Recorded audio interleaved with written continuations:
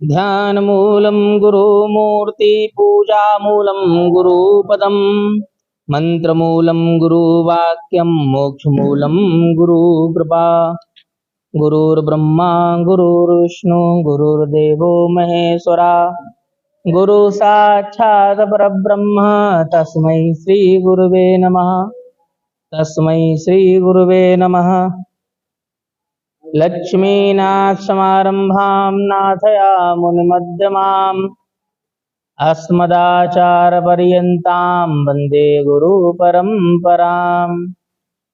श्रीमन्नारायण नारायण नारायण भजमन्नारायण नारायण नारायण श्रीमन्नारायण नारायण नारायण।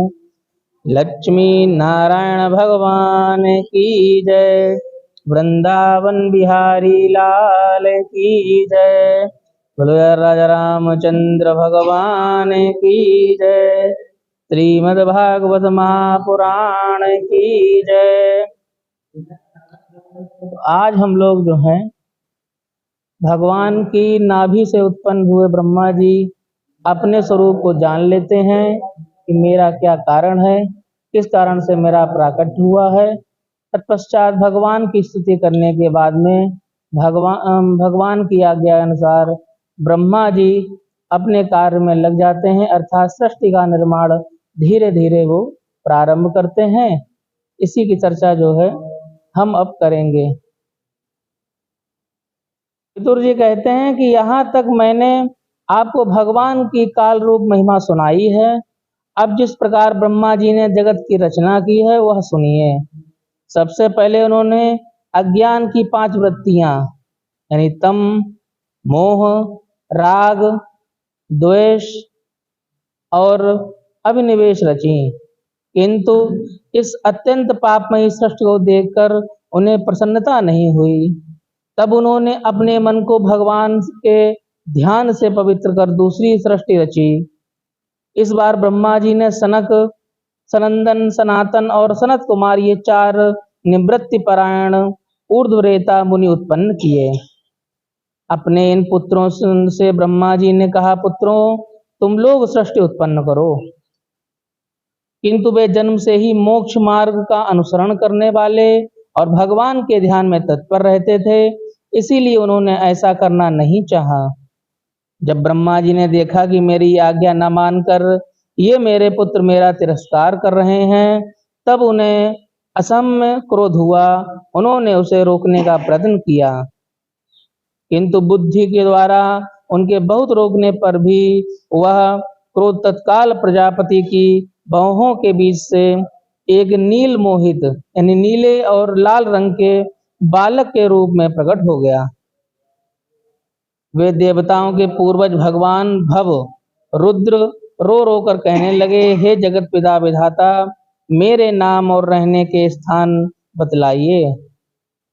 तब कमल योनि भगवान ब्रह्मा ने उस बालक की प्रार्थना पूर्ण करने के लिए मधुर वाणी में कहा, रो मत, मैं भी तुम्हारी इच्छा पूरी करता हूँ। देवश्रेष्ठ, तुम जन्म लेते ही बालक के समान फूट फूट कर रोने लगे, इसीलिए प्रजा तुम्हें रुद्र नाम से पुकारेगी।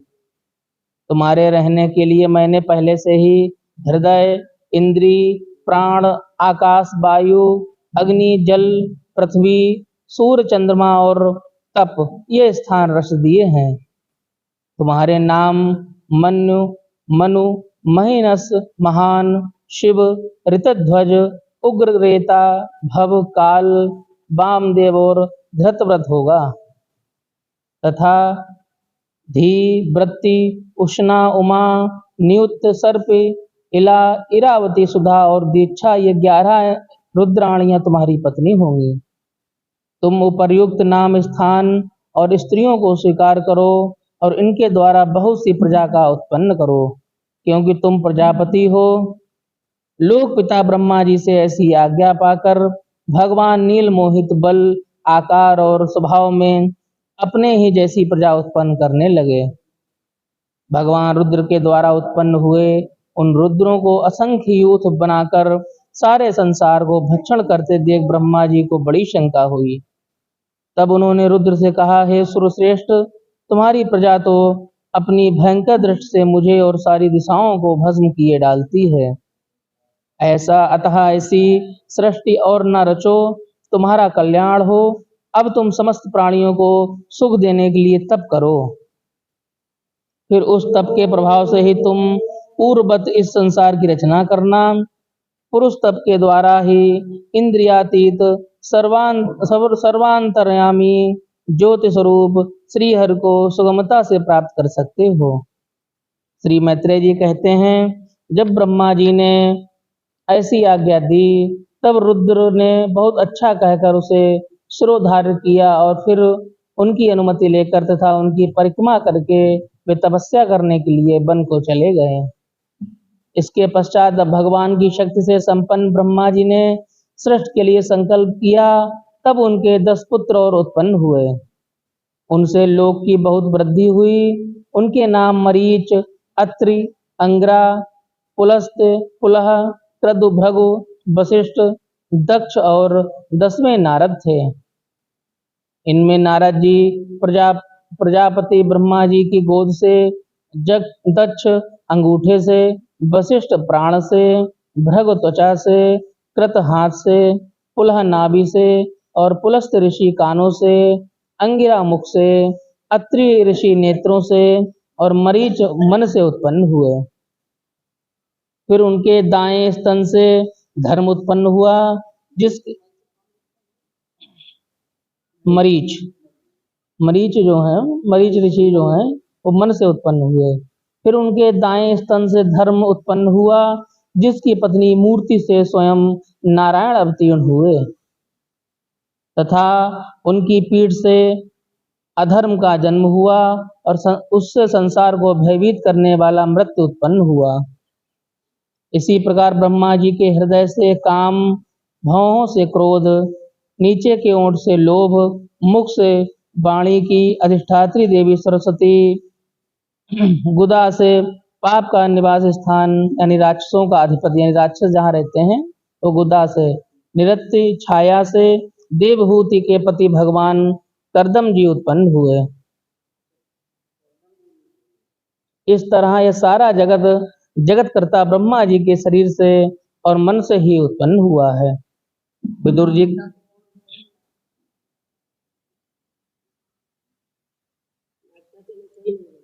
नासिका से कोई नहीं।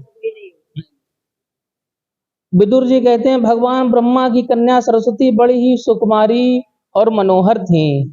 हमने सुना है एक बार उसे देखकर ब्रह्मा जी काम मोहित हो गए थे। यद्यपि वह स्वयं वासनाहीन थे, उन्हें ऐसा अधर्ममय संकल्प करते देखकर उनके पुत्र मरीच आदि ऋषियों ने उन्हें विश्वास पूर्वक समझाया कि हे पिताजी, आप समर्थ हैं, फिर भी अपने मन में उत्पन्न हुए काम के वेग को न रोककर पुत्री गमन जैसा दुस्तर पाप करने का संकल्प कर रहे हैं। ऐसा तो आपसे पूर्ववर्ती किसी भी ब्रह्मा ने नहीं किया और न आगे ही कोई करेगा। हे जगत गुरु, आप जैसे तेजस्वी पुरुषों को भी ऐसा काम करते शोभा नहीं देता, क्योंकि आप लोगों की आचरणों का अनुसरण करने से ही तो संसार का कल्याण होता है। जिन श्री भगवान ने अपने स्वरूप में स्थित इस जगत को अपने ही तेज से प्रकट किया है, उन्हें नमस्कार है। इस समय वे ही धर्म की रक्षा कर सकते हैं। अपने पुत्र मारीच आदि प्रजापतियों को अपने सामने इस प्रकार कहते हुए देखकर प्रजापतियों के पति ब्रह्मा जी बड़े लज्जित हुए और उन्होंने उस शरीर को उसी समय छोड़ दिया। तब उस घोर शरीर को दिशाओं ने ले लिया। वही कोहरा हुआ जिसे अंधकार भी कहते हैं। एक बार ब्रह्मा जी ये सोच रहे थे कि मैं पहले की तरह सुव्यवस्थित रूप से सब लोकों की रचना किस प्रकार करूं। इसी समय उनके 4 मुखों से 4 वेद प्रकट हुए। इन इनके सिवा उपदेश न्याय शास्त्र होता है। उद्गाता, ऊर्ध्वयु और ब्रह्मा इन 4 ऋतिजनों के कर्म, यज्ञों का विस्तार, धर्म के 4 चरण और चारों आश्रम तथा उनकी वृत्तियां, ये सब भी ब्रह्मा जी के मुख से ही उत्पन्न हुई हैं।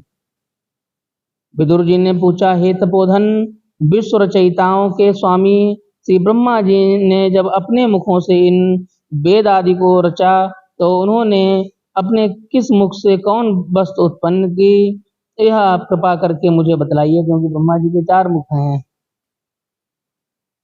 मैत्रेय जी ने कहा कि हे विदुर जी, ब्रह्मा जी ने कौन से मुख से किस वेद को रचा। विदुर जी, ब्रह्मा जी ने अपने पूर्व और दक्षिण, पश्चिम और उत्तर के मुख से क्रमशः ऋक, यजु, साम और अथर्व वेदों को रचा था तथा इसी क्रम से शस्त्र, यज्ञा, स्तु, होम और प्रायश्चित ब्रह्म का कर्म, इन चारों की रचना की। इसी प्रकार आयुर्वेद, धनुर्वेद, गंधर्व वेद और स्थाप वेद, इन 4 उपवेदों को भी क्रमशः उन पूर्वादि मुखों से ही उत्पन्न किया। फिर सर्वदर्शी भगवान ब्रह्मा ने अपने 4 मुखों से इतिहास, पुराण रूप 5वां वेद बनाया इतिहास का। इसी क्रम से षोडशी और उक्त चयन और अग्निष्टोम, आत्तोराम, आत्यरात्रि और वाजपेयी और गोबस, ये दो याग भी उनके पूर्वादि मुखों से ही उत्पन्न हुए हैं। विद्या, दान, तप और सत्य, ये धर्म के 4 पाद हैं और बत्तियों के सहित 4 आश्रम भी इसी क्रम से प्रकट हुए हैं। सावित्र, प्रजापात्य, ब्रह्म और बृहत, ये 4 बत्तियां ब्रह्मचारी की हैं तथा वार्ता, संचय, शालीन और सुलोच, ये 4 बत्तियां गृहस्थ की हैं। इसी प्रकार वृत्ति भेद से वैखानस, बालखिल्य, औदुंबर और फैनम, ये 4 भेद वानप्रस्थों के तथा कुटीचक, बहुदक, हंस और निष्क्रय, ये 4 वेद सन्यासियों के हैं। इसी प्रकार से अनबीच की, त्रयी, कर्ता और दंडनी की 4 विद्याएं तथा 4 व्याहतियां भी ब्रह्मा जी के 4 मुखों से ही उत्पन्न हुई हैं। विदुर जी कहते हैं, ब्रह्मा जी ने पहला काम शक्ति शरीर, जिससे कोहरा बना था, छोड़ने के बाद दूसरा शरीर धारण करके विश्व विस्तार का विचार किया। वे देख चुके थे कि मरीच आदि महान शक्तिशाली ऋषियों से भी सृष्टि का विस्तार अधिक न हुआ, अतः वे मन ही मन पुनः चिंता करने लगे। बड़ा आश्चर्य है, मेरे निरंतर प्रयत्न करने पर भी प्रजा की वृद्धि नहीं हो रही है। मालूम होता है इसमें दैव भी कुछ विघ्न डाल रहे हैं।